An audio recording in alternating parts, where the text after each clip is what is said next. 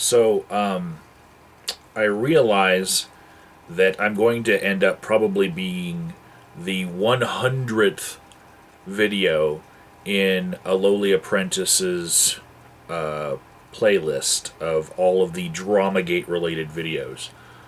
But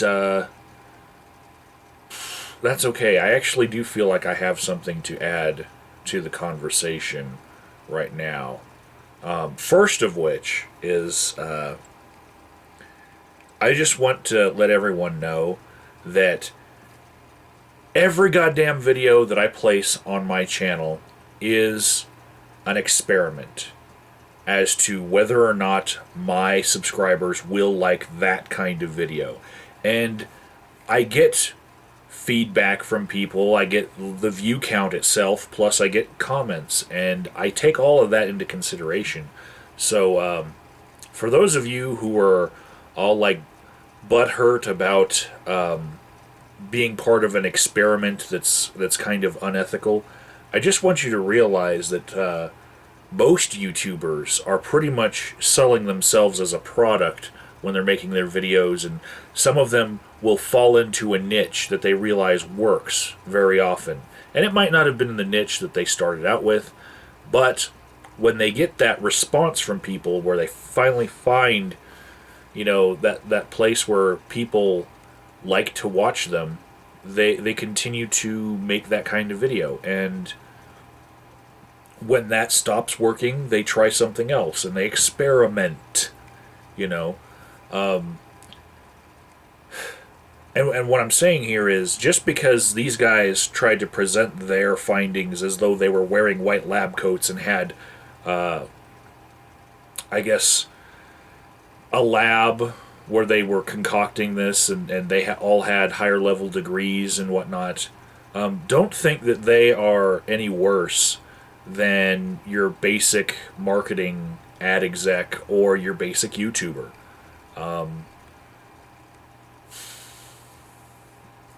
Everything that you watch here on YouTube is somebody rolling the dice trying to make that one viral video. Because nobody is uploading anything to YouTube with the intent of not having it be seen if they're setting it to public.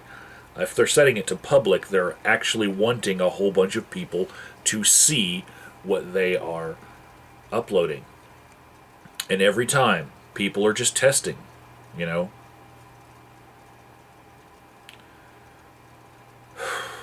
So anyways, the other point I wanted to make here, I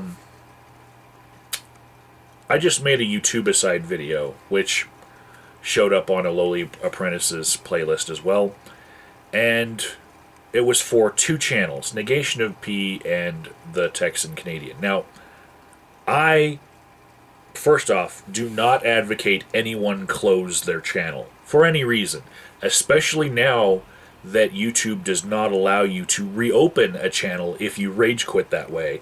There used to be a process where somebody who just got depressed or really overly excited and they closed their channel, they could reopen it later. But YouTube doesn't allow for that anymore. Once a channel is closed by a user, it's dead forever. So yeah, we've got NEGATIONofP and TheTexanCanadian. They both closed their channels proper. They went through the process of completely shutting it down. They made a Youtubicide pact with those two users plus one more, the third musketeer, Live Life 8072. And by the end of the finale video, the tool, that they called it, you saw all three of their channel icons at the end, and all three of them are basically saying, goodbye, everyone, goodbye, and all three of them mirrored that video for at least, as long as their channels were up, or in Live Life 8072's case, until 2 days later where he privated it, and then he kept the Skeptic Fence Show channel as well, where that video is still up as I'm making this video right now. Now my point is, if you had a real-life suicide pact between, say, 3 people, and they were all going to jump off the top of the Empire State Building, and they all got up there, and they all ran towards the edge, and one of them, at the very last minute, put up his foot and, like, you know, stopped himself from jumping over the barrier, and the other 2 went, what would you think about that person? You know?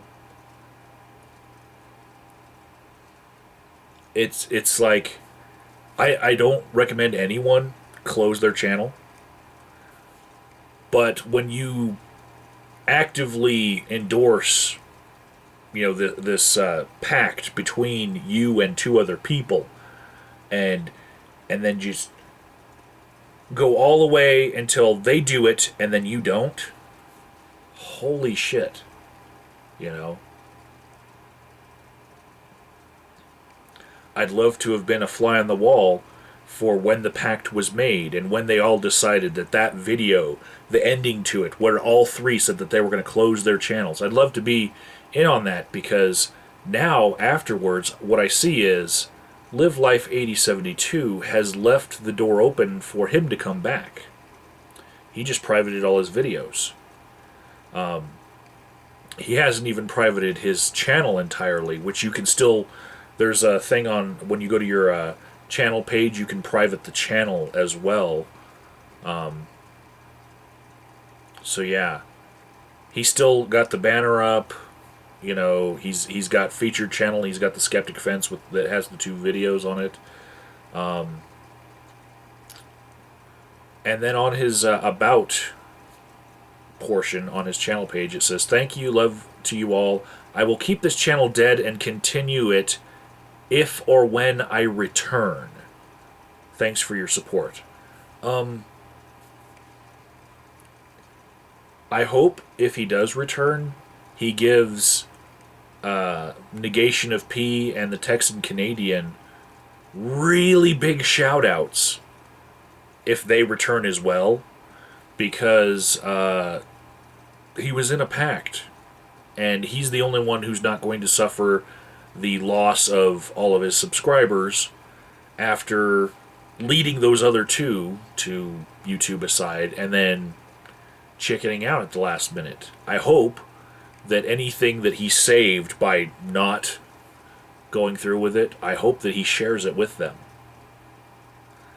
if they decide to return.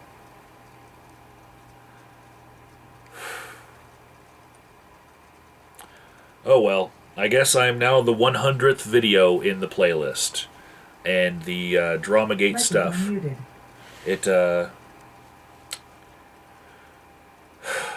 It seems to be like getting close to over, and we can talk about other stuff. I'm gonna upload like at least 2 other videos today, with actual good content. So,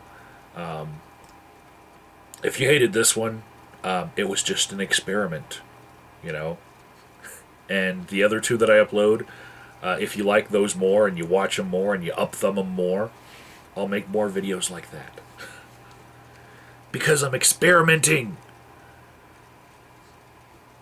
Why the fuck do fucking skeptics and people who like scientific methodology get all butthurt when they see someone performing an experiment? What? What? What?